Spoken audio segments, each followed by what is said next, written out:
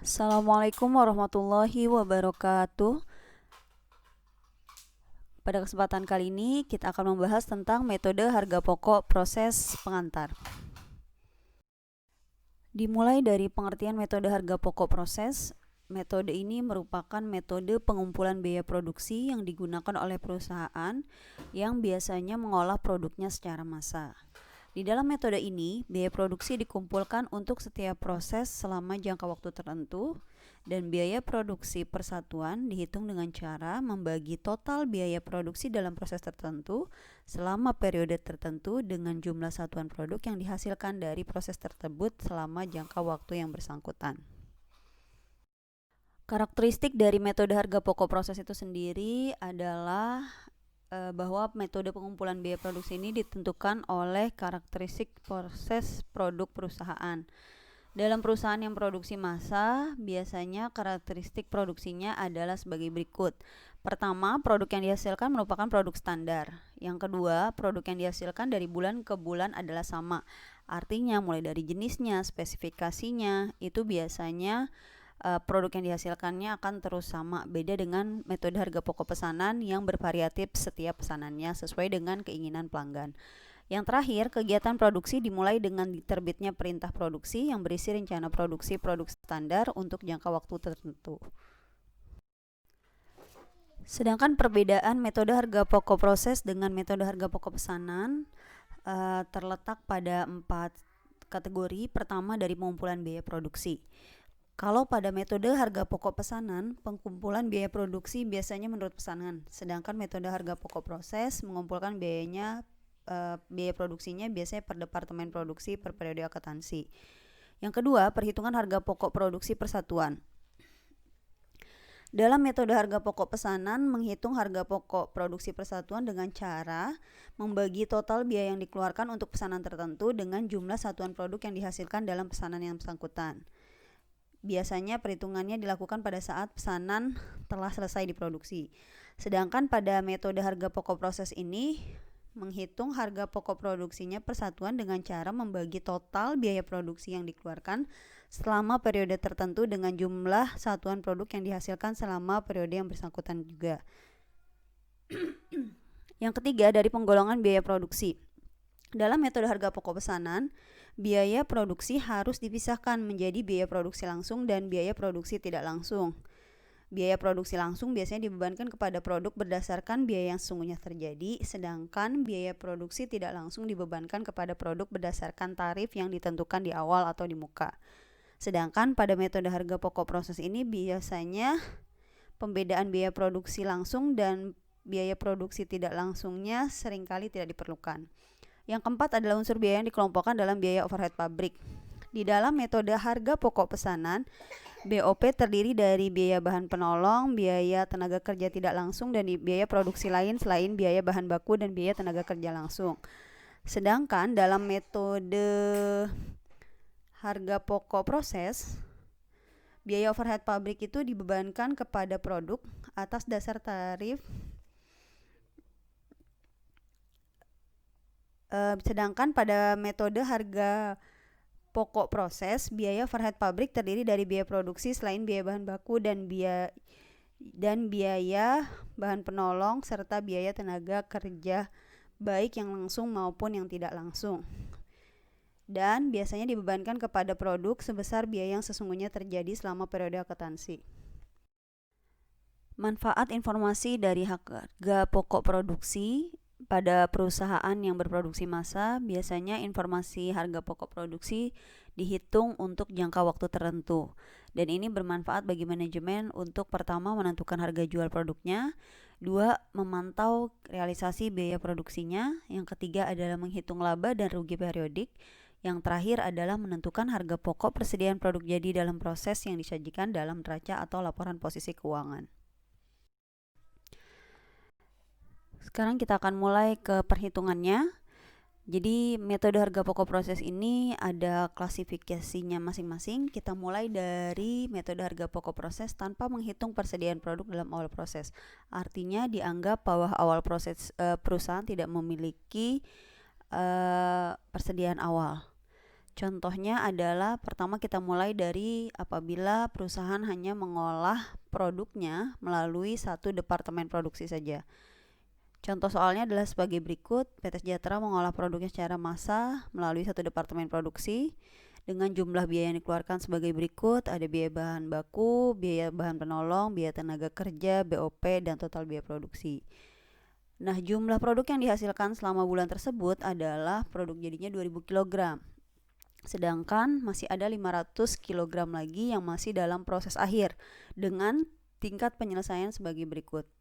BBB atau biaya bahan bakunya 100%, artinya biaya bahan baku sudah terserap 100%, biaya bahan penolongnya sudah terserap 100%, biaya tenaga kerjanya 50%, dan BOP 30%.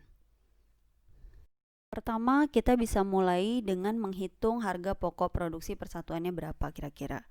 Tadi di soal sudah kita input, kita buat tabel seperti ini, bahan baku biaya yang dikeluarkan berapa dari 5 juta sampai akhir, terus kita jumlahkan menjadi 39.875.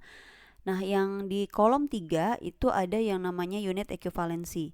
Artinya kita akan menghitung kira-kira berapa unit nih dengan tingkat penyelesaian yang sudah dicantumkan pada soal tadi.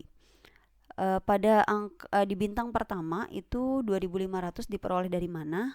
Kita lihat tadi bahwa tingkat penyelesaian bahan atau biaya bahan baku itu adalah masih ada bahwa 2000 unit sudah selesai dan masih ada dalam proses akhir 500 unit. Maka unit yang sudah selesai 2000 unit itu akan kita tambah dengan unit yang pada proses akhir dikalikan dengan tingkat penyelesaiannya. Karena tadi biaya bahan baku sudah terserap secara sempurna, maka 100% dikali 500. 2000 ditambah 500, 100% kali 500 jadi 500, maka unit ekuivalensinya untuk biaya bahan baku adalah 2500. Begitupun selanjutnya pada biaya bahan penolong, tenaga kerja, dan biaya overhead pabriknya. Jadi angka 2000 itu adalah unit yang sudah selesai diproduksi pada periode tersebut, sedangkan 100%, 50%, dan 30% adalah tingkat penyelesaian sampai akhir bulan. Ternyata masih ada 500 kg lagi yang belum selesai, tapi sudah menyerap beberapa biaya. Nah, untuk menghitungnya kita memerlukan yang namanya istilah unit ekuivalensinya. Setelah kita dapat di kolom ketiga, maka kita bisa mengetahui berapa biaya produksi persatuannya. Itu dengan cara membagi kolom 2 dengan kolom 3. Artinya membagi total biaya yang sudah dibebankan pada periode tersebut untuk bahan baku, bahan penolong, tenaga kerja, dan overhead pabrik dengan unit ekuivalensi yang sudah tadi kita cari sesuai dengan tingkat penyelesaiannya masing-masing. Maka kita bisa mengetahui bahwa biaya produksi persatuan produknya itu, biaya bahan bakunya itu menyerap sebesar Rp2.000, Rp3.000, Rp5.000, Rp7.500, dan seterusnya. Maka harga pokok produksi persatuannya adalah Rp17.500. Ini diperhatikan, saya bedakan menggunakan warna-warni seperti ini karena ini akan dihitung untuk perhitungan selanjutnya. Setelah kita memperoleh hasil berapa harga pokok produksi persatuannya, sekarang kita bisa menghitung harga produk jadi dan persediaan produk yang masih dalam proses. Harga produk jadinya, maka tadi dari soal sudah kita ketahui bahwa ada 2000 kg yang sudah selesai pada bulan Maret tersebut. Maka 2000 dikali 17.500 didapat dari mana? Dari total biaya produksi persatuan tadi yang berwarna merah. Total 35 juta, baru kita tambahkan dengan harga pokok persediaan produk dalam proses. Tadi biaya bahan baku 100%, berapa banyak kilogram yang masih dalam proses, itu sebanyak 500 kg semuanya. Dan harganya yang berwarna biru ini yang kita dapat dari perhitungan kita sebelumnya mengenai harga pokok produksi persatuan. Baru dijumlahkan, diperoleh hasil jumlah biaya produksi pada bulan Maret. Nah, jurnal pencatatan biaya produksinya adalah sebagai berikut.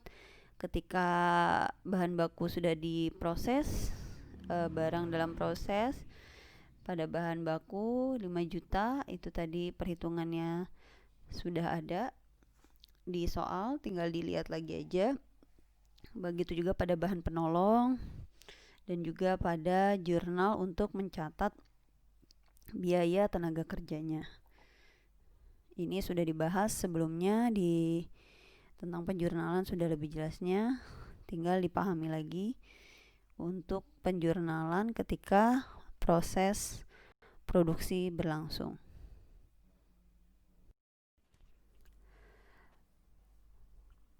Selanjutnya, jurnal untuk mencatat biaya overhead pabrik.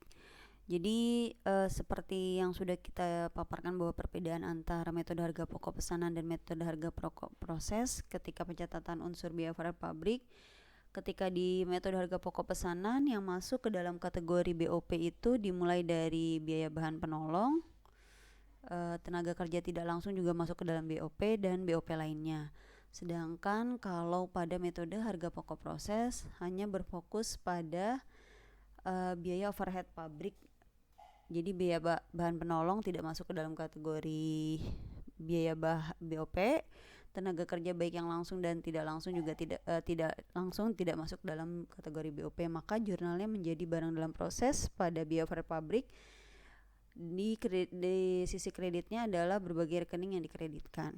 Nah, untuk mencatat harga pokok produk jadi yang ditransfer ke gudang, ini kita ada perhitungannya lagi. Ketika sudah jadi produknya, tadi kita udah peroleh 35 juta ya, dari 2000 unit atau 2000 kg dalam soal ini dikalikan dengan 17.500 berdasarkan total harga pokok produksi persatuannya. Sedangkan barang dalam proses biaya bahan baku, bahan penolong, tenaga kerja, dan BOP-nya bisa kita lihat, tinggal kita kalikan jumlah kilogram atau jumlah unit yang telah selesai dikalikan dengan harga persatuannya yang sudah kita hitung tadi di perhitungan biaya pokok produksi persatuan.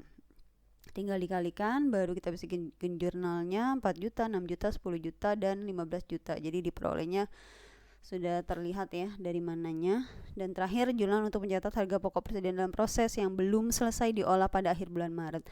Artinya yang sebanyak 500 kg itu sampai dengan akhir bulan Maret belum menjadi produk jadi, masih dalam proses produksi, sehingga ada biaya-biaya yang sudah terserap dan belum terserap. Nah, yang sudah terserapnya adalah sebagai berikut.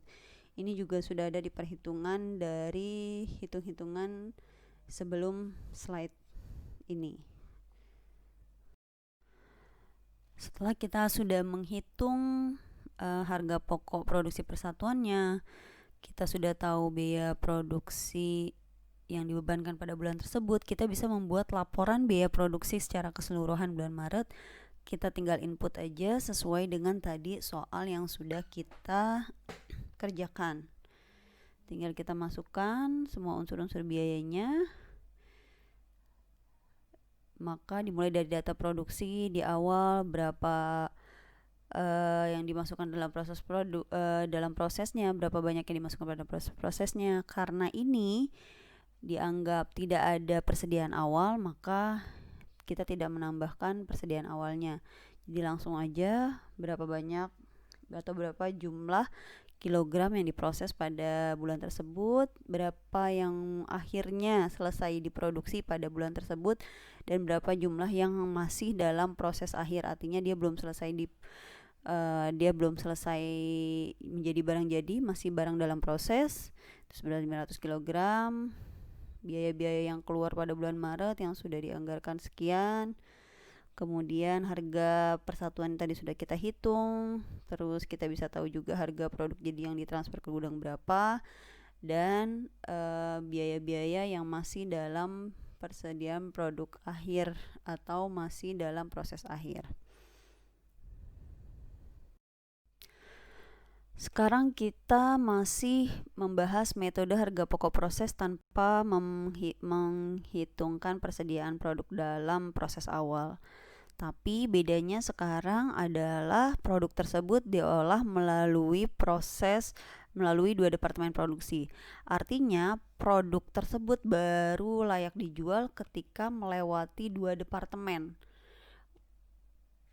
Departemen A, departemen B, atau misalnya departemen pemotongan, terus setelah selesai di pemotongan baru di departemen penggilingan, misalnya pada proses pemotongan sapi contohnya. Jadi bagaimana kita menghitung biayanya? Jadi perhitungan biaya produksi persatuan produk yang dihasilkan oleh departemen setelah departemen pertama adalah perhitungan yang bersifat kumulatif.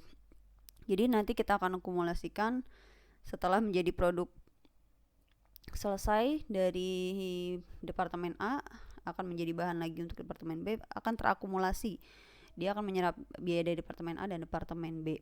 Jadi harga pokok produk yang dihasilkan oleh departemen akhir atau setelah departemen pertama itu akan terdiri dari biaya produksi yang dibawa dari departemen sebelumnya dan biaya produksi yang ditambahkan dalam departemen setelah departemen pertama.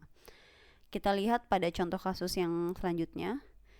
Pada PT Makmur, dia memiliki 2 departemen produksi. Anggaplah namanya departemen A dan departemen B untuk menghasilkan produknya. Nah, data produksi dan biaya kedua departemen tersebut pada bulan Oktober 2020 disajikan sebagai berikut. Ini soalnya agak lebih complicated karena menggunakan 2 departemen. Jadi produk selesai yang ditransfer ke departemen B, yang pertama dimasukkan di awal proses, ini masih belum tanpa memperhitungkan persediaan awal ya. Jadi ketika di awal bulan nih, di bulan Oktober awal, dimasukkan sebanyak 35.000 kg. Ternyata yang selesai di departemen A atau yang jadi produk jadi di departemen A dan akan diproses selanjutnya ke departemen B cuma 30.000 kg. Selanjutnya, sedangkan produk yang selesai dari departemen B artinya menjadi produk yang ditransfer ke gudang itu sebanyak 24.000 kg.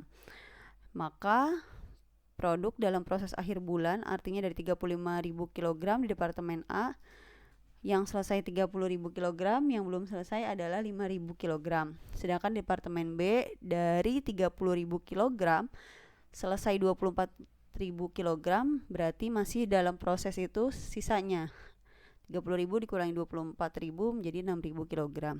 Ini biaya-biaya yang muncul di bahan baku.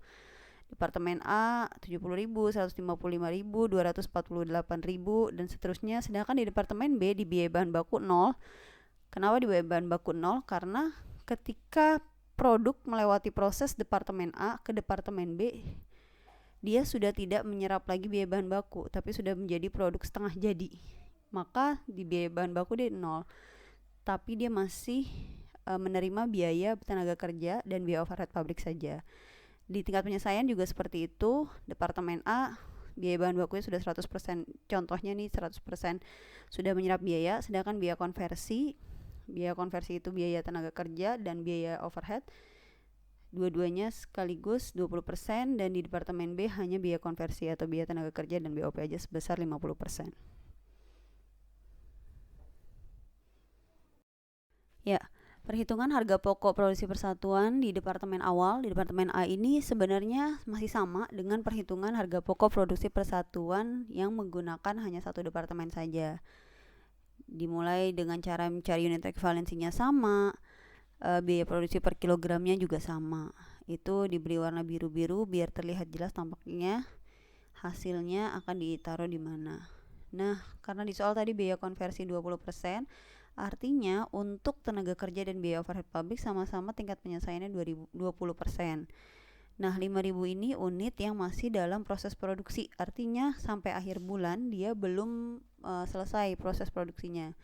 Hanya baru menyerap beberapa persentase dari komponen biaya-biaya produksi yang ada. Nah, ini sama perhitungannya. Terus harga pokok yang selesai ditransfer ke departemen B belum jadi produk jadi ya, karena dia harus melewati proses lagi di departemen B. Ini juga masih sama, harga produk selesainya dikalikan unit yang sudah selesai pada periode tersebut, dikalikan dengan biaya produksi per kilogramnya berapa. Terus nanti harga pokok persediaan produk dalam proses akhirnya dikalikan dengan komponen-komponen biaya produksinya. Maka total jumlah biaya produksi departemen A pada bulan Oktober, masih departemen A ya, adalah 473.000. Sekarang kita masuk ke perhitungan harga pokok produksi persatuan yang ditambahkan ke departemen B. Karena tadi biaya bahan baku udah terserap di departemen awal, maka otomatis di departemen B kita hanya menambahkan tenaga kerja dan biaya overhead pabrik dengan tingkat penyelesaian 50%. Ini sesuai dengan soal, ini masih sama. Kita cari dulu unit ekuivalensinya, baru kita bisa memperoleh biaya produksi per kilogram. Nah, yang membedakan ketika kita akan menghitung harga pokok produk jadi dan produk dalam proses departemen B, karena dia merupakan harga produknya ini hasil kumulasi dari departemen A dan departemen B. Nah, pertama kita kalikan dulu unit yang selesai atau ditransfer ke gudang, artinya benar-benar sudah selesai melewati proses produksi di departemen A dan di departemen B. Itu di soal adalah 24.000 kg. Yang pertama kita kalikan dengan harga pokok produksi, jumlah harga pokok produksi persatuan di departemen A. Warna merah tadi yang tadi sudah kita hitung di sebelumnya, Rp15. Baru kita tambahkan dengan harga pokok produksi persatuan yang di departemen B. 24.000-nya sama karena ini adalah unit atau banyaknya kilogram yang sudah selesai ditransfer ke gudang. Artinya ini benar-benar sudah jadi produk jadi sampai akhir periode. Sudah melewati proses di departemen A dan di departemen B. Nah, begitu juga untuk menghitung harga pokok persediaan produk dalam proses akhirnya. Kita kalikan dengan harga pokok dari departemen A, unit yang masih dalam proses akhir, dengan harga pokok dari unit A, baru kita tambahkan dengan persentase dan biaya per biaya produksinya, baik itu biaya tenaga kerja maupun biaya pabrik. Ini warna ungu, ini sesuai dengan yang sudah kita hitung di atas, 10 dan 15 untuk biaya tenaga kerja, 15 untuk biaya overhead pabrik. Kita jumlahkan baru dapat 165. Nanti akhirnya diakumulasikan antara komponen departemen A dan departemen B. Ini yang baru kita hitung. Kalau di perhitungan biasa kan hanya satu saja ya. Karena ini sudah sampai di departemen akhir, misalnya kebetulan proses produksinya hanya sampai departemen B, ada 2 departemen saja, maka kita akumulasikan. Jadi jumlah biaya produksi akumulasi departemen B itu adalah 1.125.000. Baiklah, cukup sekian pertemuan kali ini.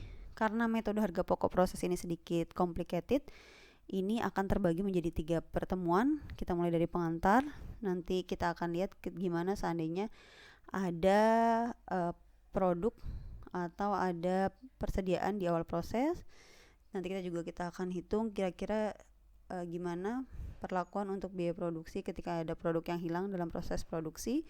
Dan yang terakhir kita juga akan melihat ketika kita menggunakan metode FIFO, metode LIFO, metode rata-rata tertimbang. Makanya untuk metode harga pokok proses ini akan kita bagi menjadi 3 kali pertemuan. Saya harap penjelasan ini bisa membantu teman-teman dalam memahami materi tentang metode harga pokok proses, dipahami, diulang-ulangi lagi, banyak-banyak latihan agar bisa lebih paham lagi tentang metode harga pokok proses. Kurang lebihnya saya mohon maaf. Wabillahi taufiq wal hidayah. Wassalamualaikum warahmatullahi wabarakatuh.